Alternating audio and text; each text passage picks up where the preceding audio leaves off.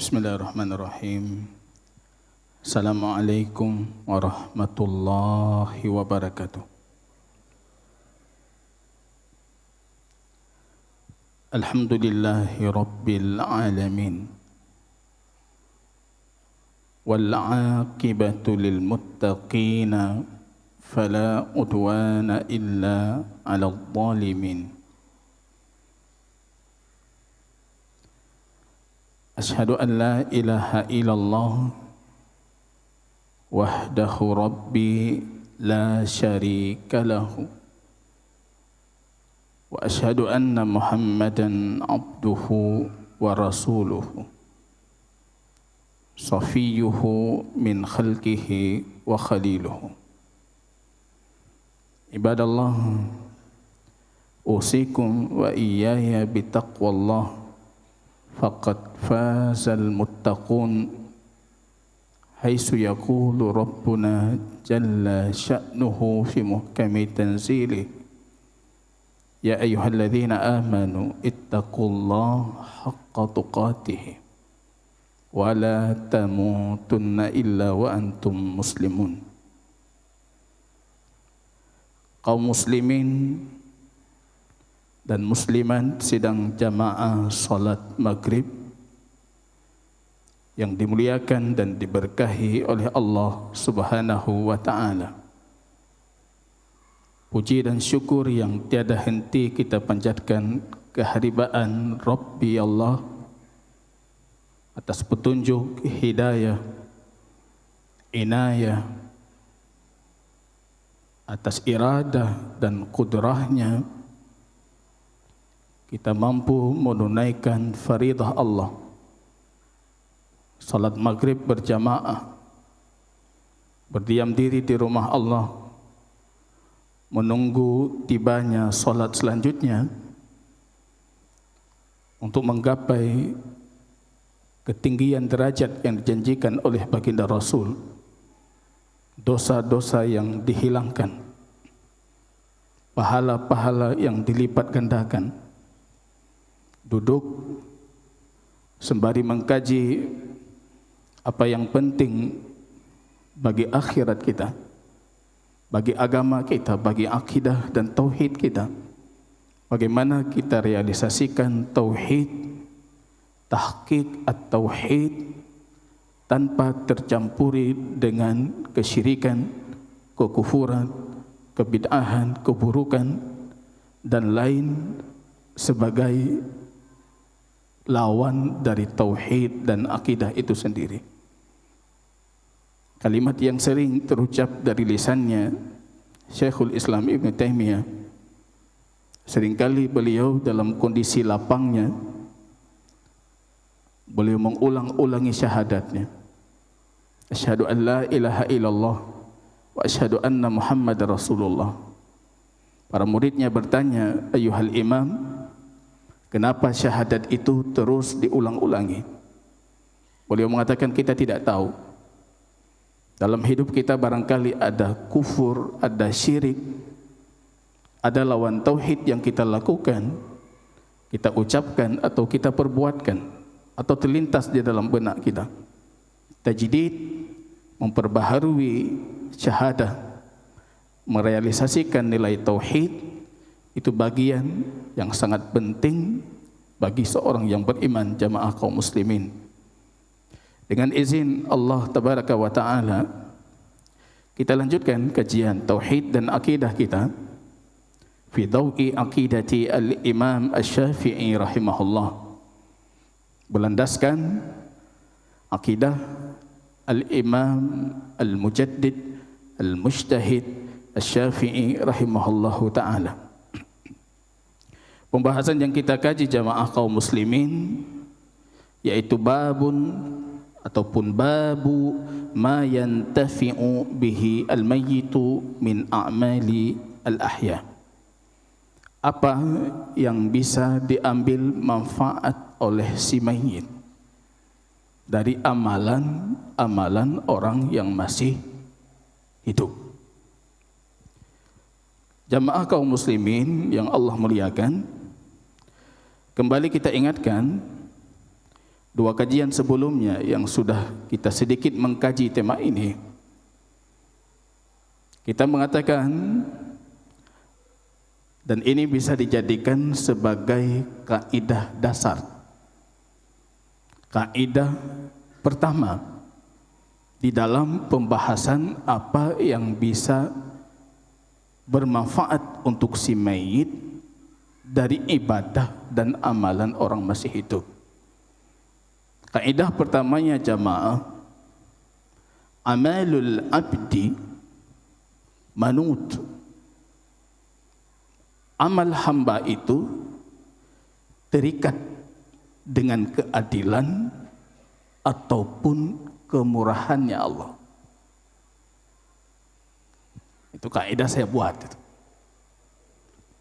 Tapi sudah mewakili hadis-hadis, ayat-ayat yang sudah kita kaji.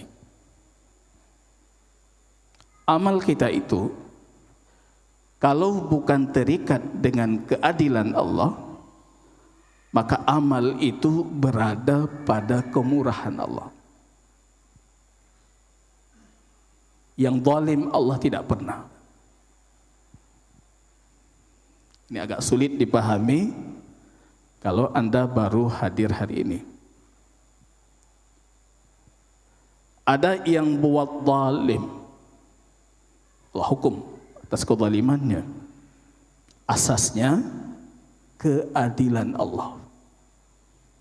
Satu dosa, satu keburukan, maksiat, satu dosa terhitung. Ada yang berbuat taat jamaah kaum muslimin, satu taat, tapi kita berhadapan dengan kemurahan Allah. Dikali 10, dikali 700, dikali adha'afan katsir, bisa dilipat gandakan dengan lipat-lipatan yang banyak. Itu kemurahan Allah. Bahkan akidah Ahlus Sunnah meyakini kemurahan Allah bisa meliputi maksiat yang dilakukan hamba. Ini dasar harus kita pahami betul-betul jemaah. Pelaku dosa besar dalam akidah kita tetap di hari kiamat berada di bawah kehendaknya Allah. Kalau Allah ampuni, berarti Allah berikan kemurahannya. Kalau Allah hukum dia atas dosa besar itu, berarti Allah menegakkan keadilannya.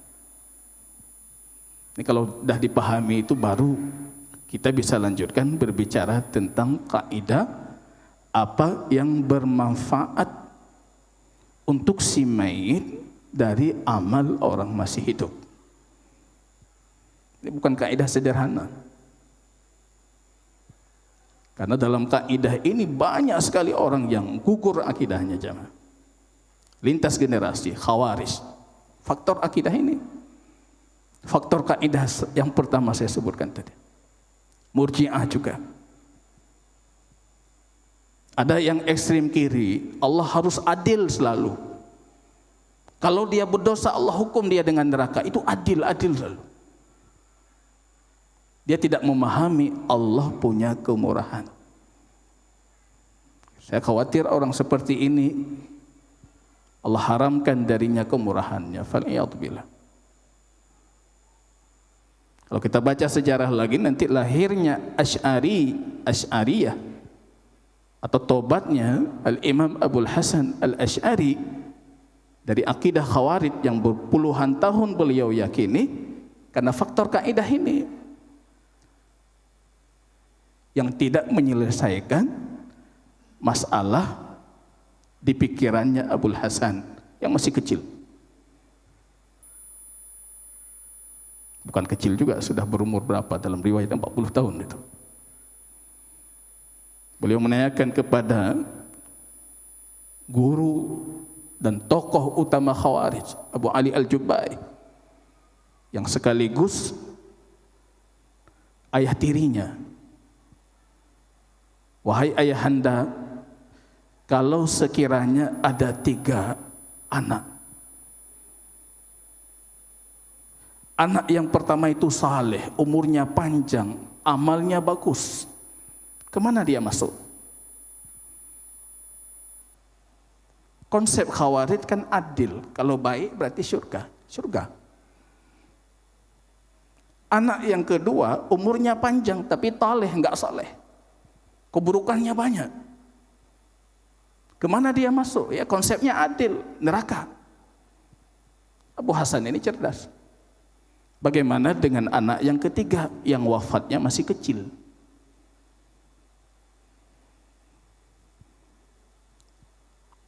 Abu Ali mengatakan surga juga karena masih kecil, dia belum balik. Bertanya lagi Abul Hasan, bagaimana kalau sekiranya anak kecil ini bertanya ke Allah, ya Allah, kenapa engkau tidak panjangkan umurku supaya aku beribadah seperti abangku, masuk surga, derajatnya lebih tinggi dibandingkan tempat anak kecil masuk surga.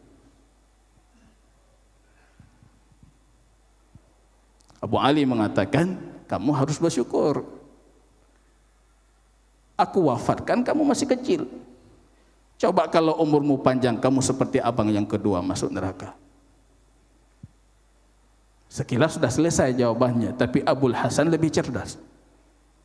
Beliau bertanya, bagaimana kalau anak yang kedua bertanya kepada Allah, ya Allah, kenapa tidak engkau wafatkan aku masih kecil seperti adikku? Dia masuk surga juga, walaupun tidak derajat yang tinggi. Di situ bingungnya Abu Ali, robohnya pemikiran Khawarij tentang keadilan dan kemurahan.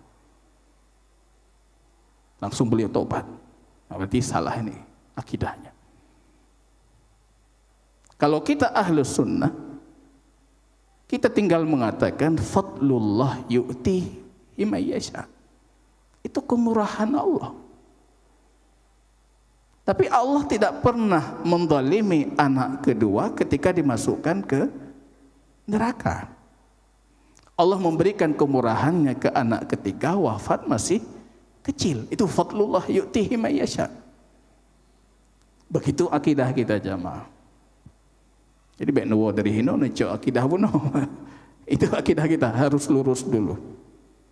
Amal kita itu berhenti di keadilan Allah atau di kemurahan Allah. Kalau Allah kehendaki, Allah lipat gandakan. Kalau Allah kehendaki, dosa kita itu Allah hilangkan. Allah punya hak untuk itu. Atas dasar kaidah itu jamaah, Imam Ibnul Qayyim rahimahullah mengatakan, ayat yang dijadikan dalil oleh Al-Imam Asy-Syafi'i, wa al-laisa lil insani illa ma sa'a. Orang cuma dapat apa yang dia usahakan. Itu berbicara tentang apa dulu? Keadilan atau kemurahan? Keadilan. Ini harus kita pahami. Ini berbicara tentang keadilan Allah. Kalau berbicara tentang kemurahan, itu pintu yang luas dan Allah punya itu tertulis di bawah arsy-Nya Ar-Rahman, arsy-Nya Allah. Inna rahmati sabaqat ghadabi. Rahmatku selalu di depan. Rahmatku mendahului kemurkaanku. Itu kemurahan Allah. Kita masuk surga pun dengan kemurahan Allah. La yadkhulu ahadukumul jannah bi amalihi. Kalian enggak bisa masuk surga dengan amal kalian. Wala anta ya Rasulullah. Engkau, aku juga tidak, kata Rasul. Maka harap itu kemurahan Allah. Harap kemurahan Allah. Baik untuk perkara ukhrawi atau perkara duniawi. Kadang-kala kita kerja banting tulang, Pak. Jatah adilnya Allah, mungkin gaji kita 3 juta, tapi kemurahan Allah kita mendapatkan lebih daripada keadilan. Harap itu. Maka doa yang paling menarik diajarkan oleh baginda Rasul, la yughnini an su'ali ahadi min khalqi. Berikan aku kemurahan dan rahmat-Mu yang membuat aku itu tidak butuh meminta kepada makhluk-Mu. Dan doa yang kita baca jamaah, mengisi waktu kita dengan doa-doa yang seperti itu. Ini jamaah kaum muslimin rahimani wa rahimakumullah. Pembahasan apa yang bisa didapatkan oleh seorang hamba dari amalan orang yang masih hidup, ini berbicara tentang kemurahan Allah, Pak. Ini coba dipahami dulu konsepnya ini. Ini bukan Anda bayar, diberi, tapi ini kemurahan Allah. Bukan Anda kasih, Anda wajib mendapatkan. Belum tentu. Kita berbicara tentang kemurahan Allah. Jadi kalau ada orang tiba-tiba mengatakan mesapu hantruk ke mayit, secara jazm ya, yakin nggak ada yang sampai, ini bahaya ini. Anda membatasi kemurahan Allah. Padahal kita juga banyak hadis dalil ada yang sampai. Atau sebaliknya, orang yang kedua mengatakan dumpu truk, apapun yang kita lakukan itu sampai ke si mayit. Terserah apapun yang Anda lakukan, Anda kenduri untuk si mayit, Anda baca Quran, Anda upah orang lain baca Quran, sampai semuanya untuk si mayit. Dia mengatakan itu dalam bentuk jazm, meyakini itu. Ini bahaya juga. Karena ini kemurahan Allah, itu menyangkut perkara gaib yang kita tidak punya pengetahuan tentang itu. Jamaah kaum muslimin rahimani wa rahimakumullah. Karena asas kitab ini madhabnya Syafi'i, dan Imam Asy-Syafi'i dari imam 4 adalah imam yang paling ketat di dalam pembahasan menghadiahkan pahala. Paling ketat. Berulang kali dalam kitab Al-Nanti akan kita baca pernyataan beliau. Beliau berdalil dengan ayat, walaupun kita sudah menjawab sebagaimana dijawab oleh para ulama-ulama dari madhab selain Syafi'i. Wa alaysa lil insani illa ma sa'a. Orang cuma dapat apa yang dia usahakan. Itu Imam Syafi'i selalu itu dalilnya, itu dalil.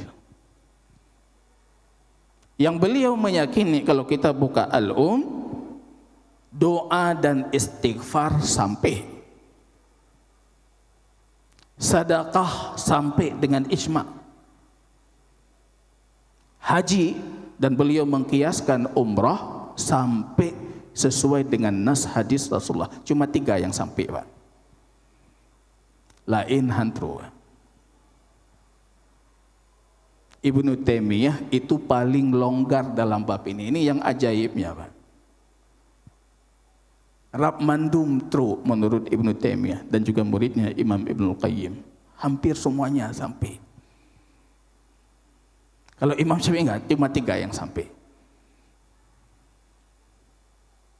Yang lain tidak sampai.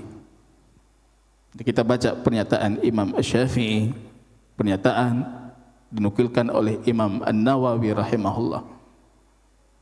Dan perlu kita tahu ini jamaah kaum muslimin, bukan tradisi Rasulullah seperti disebutkan oleh Imam Nawawi dalam Syarah Muslim. Bukan tradisi Rasul. Bukan tradisi sahabat Rasul, bacut-bacut hadiah pahala, dumpu hadiah pahala. Itu bukan tradisi Rasul. Bukan tradisi sahabat Rasulullah. Bukan tradisi generasi-generasi saleh terdahulu. Itu bukan tradisi, Pak.